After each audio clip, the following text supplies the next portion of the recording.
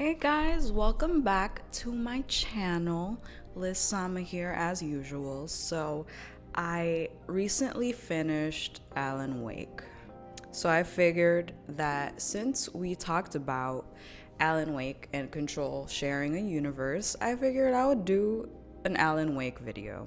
This one was quite the doozy, let me tell you. Just like Control was a doozy, Alan Wake was probably an even bigger doozy for me, I think. Wow. That was wow. But let's just hop right into it, okay? I've been thinking about the way this game ends since I finished it and since I took my keys off of my keyboard and stopped, doing the thing. The quote that he says at the end is, "It's not a lake, it's an ocean." Let's just sit with that for a second. It's not a lake, it's an ocean. Alan, wake up. He closes with this line, but what the fuck does it mean? Come again? I wasn't about to go on the internet and try to figure that out. I wanted to, just sit with it for a little bit. I wanted the game to speak to me. I wanted the experience that I just had to answer whatever questions I had. And I still don't really know what answer I came up with, but this is my interpretation. The last chapter of the game is titled Departure. Alan goes on his mission to rescue his wife, Alice. He leaves Sheriff Breaker and he leaves his best friend, Barry. He goes off by himself and he's like, no, I'm gonna go do this. I have the clicker and I'm gonna go defeat the dark presence and I'm gonna go get my wife. We realize that this entire time, the whole reason for the entire journey was to lure Alan into Cauldron Lake in the first place.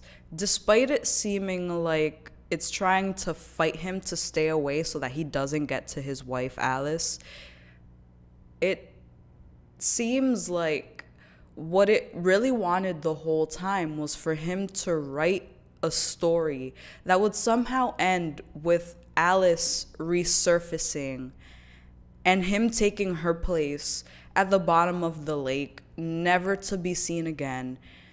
And that was the way that he would end this whole thing and save her. I think that this is the exact reason why this chapter is titled Departure.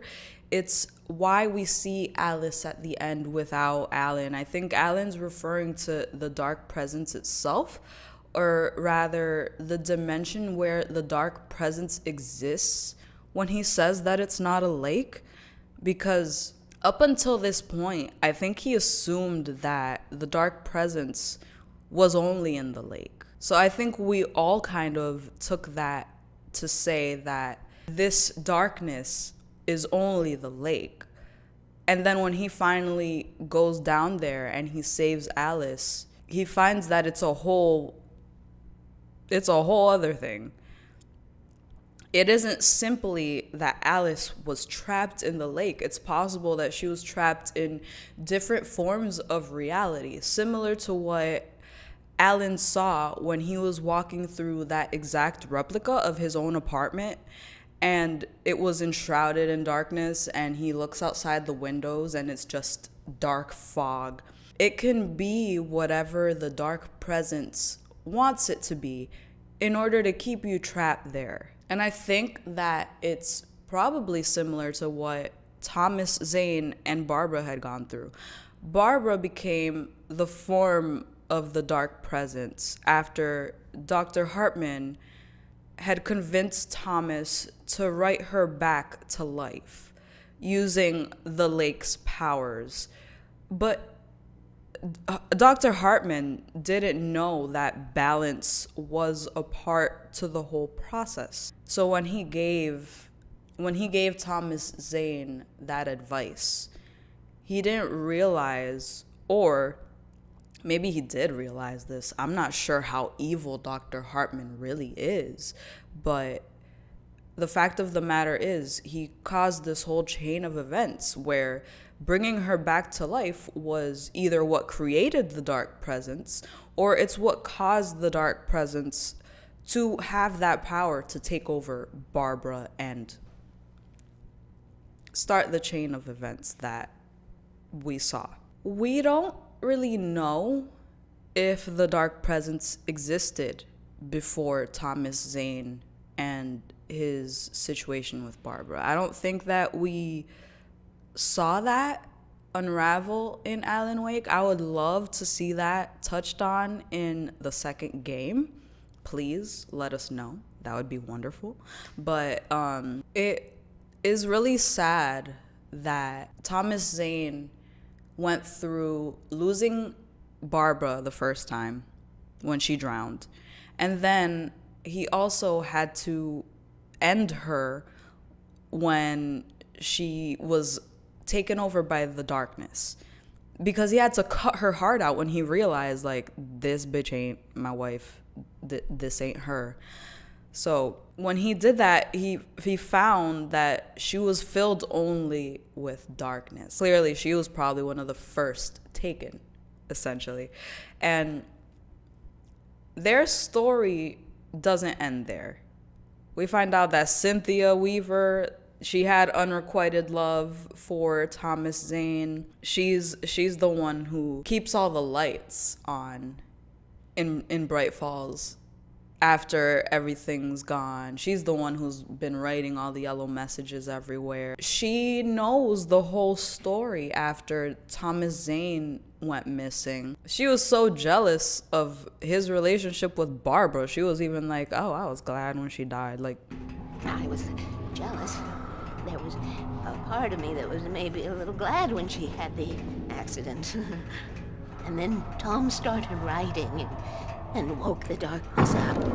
These characters are very realistic. I mean, in reality, Cynthia was partly used by Thomas Zane, and it's really unfortunate because she was obsessed with him to some degree, and he used that, and she's aware when you talk to her, when you meet her, she's very aware. She's like, I don't know if I appreciate him for still caring about me to some degree, but I feel as though he used that to his advantage.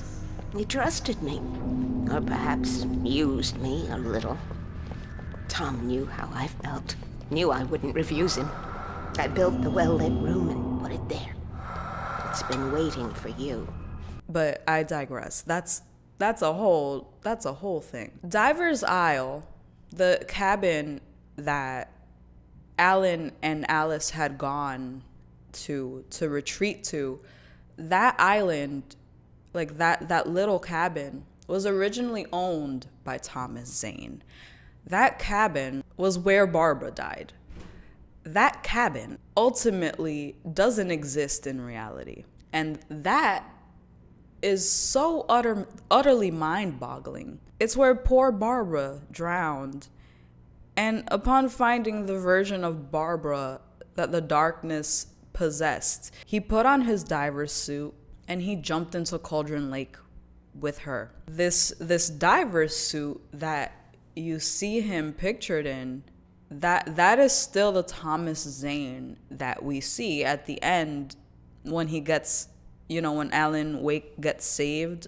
One other thing that was an extreme, just mind fuck was the page that we find in the shoebox that Cynthia was keeping for Thomas. In the shoebox is a page written by Thomas Zane and the clicker from his childhood. Alan is in awe because he's like, how the fuck is this clicker from when I was a kid in the how is it in the shoebox when my mom was the person who made this up as a way to help me conquer a fear of darkness? Where did you find that? On the page is Thomas Zane's writing of Alan Wake and his mother and this moment, and her mom introducing that clicker into his life as a way for him to conquer the darkness. I'm gonna let you sit on that. The page was autobiographical, a memory from my childhood. But I didn't write this. It was a page written by Thomas Zane. None of them were supposed to exist anymore. Alan, 7 years old, would fight sleep to the bitter end.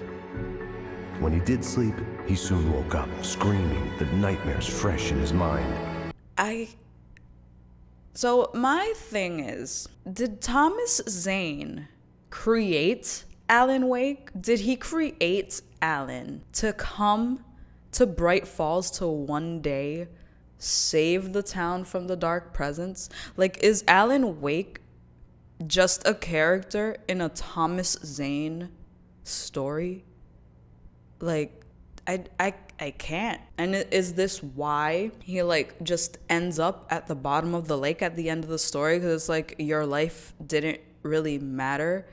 You just existed as my tool to come and help me one day. My brain literally broke right there.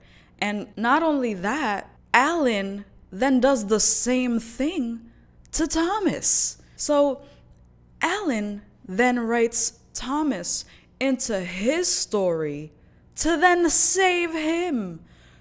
So it somehow plunges Thomas deeper into the darkness. Like, the writers of this game, I'm telling you, I think y'all did this so that my brain could internally it could just implode. That's what I think. Before he disappears, he lets us know that Mr. Scratch, who's Alan's scary-ass doppelganger, Alan, by doing all of this, by coming into the dark presence and staying here, has created a scary-ass doppelganger that's now gonna be taking his place in the real world while he remains in front of the typewriter to finish his story. And I don't know how I feel about that. Like, I have so much more to uncover because we have 2 more episodes of DLC to play after this. And then there's American Nightmare. And then we also have Alan Wake 2 in the works. We're gonna see what Mr. Scratch has been up to, but we already know based on the Control DLC that he's been haunting Alice in the darkness. She took a picture of him, and we have it. Poor Alice. Now, I have a shit ton of DLCs to play, and I have a lot to rack my brain about. I just really wanted to sit down and talk about the ending of this game real quick because, whoa, brain blast. Can I just say, Remedy, this entire game, this series, this universe that you guys have built is amazing. The little TV sets that you find as you're going through this game, playing Night Springs, love it.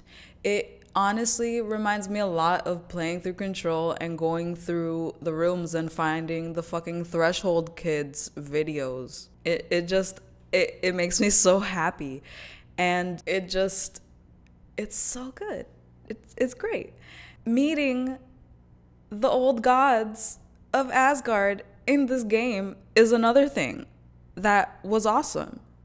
Let me just say, when Ati said, "Here's a song from my old friends," I didn't think he really meant like his old friends, but he was talking about them. He was talking about them. I'm so late. But I just love all the little threads that weave and like put everything together. It's so fucking awesome. One extra thing before I go. Dr. Hartman.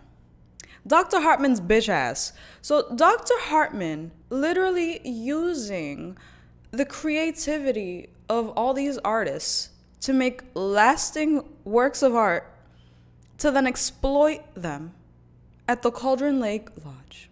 Fuck, man, this game is good. I'm just really sad that I didn't know who Dr. Emil Hartman was at first while I was playing the Control DLC and when I killed him.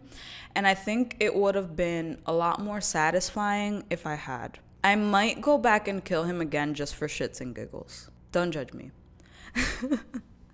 Thank you for watching today's video, and if you liked it, please give me a like, show me some love, subscribe if you're not subscribed already, and come back. I will have more stuff for you in the future. Have a wonderful, wonderful rest of your day.